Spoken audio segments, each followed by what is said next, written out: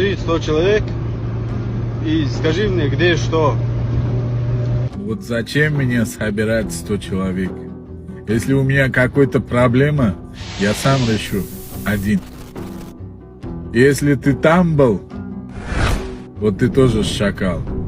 И остальные чеченцы, я не говорил, что вы все чеченцы там шакалы. Нет, которые там вот поднимали на эту узбек или таджика, на него поднимали руки, кто собирались там, вот их я назвал шакалом.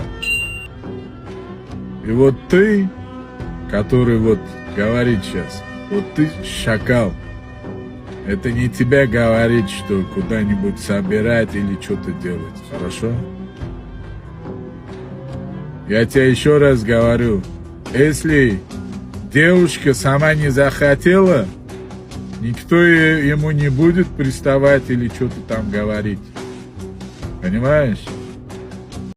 Assalomu alaykum aziz yurtdoshlar, sizlarga Krasnodar, Toshkent, Buxoro reysiviy avtobus xizmatlarini taklif qilamiz.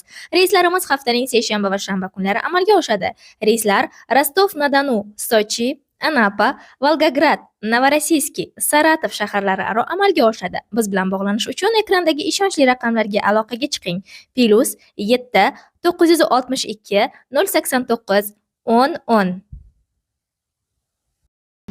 Keyin o'rtoqlar, men videoni olib tashlaganim sababi bu yerda mana shunaqa tushunildi, provokatsiya bo'ldi, что hamma chechenlarga yo'q.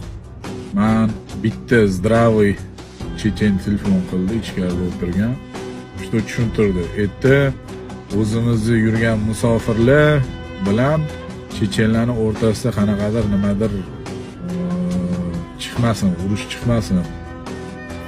Endi ertagilar ko'pi boyaga urushaman, o'zimni ko'rsataman, duximni ko'rsataman deb yurganlar emas, oila, bola chaqamni boqiy deb o'sha yerda ishlab yurgan odamlarga nimadir bo'lmasin.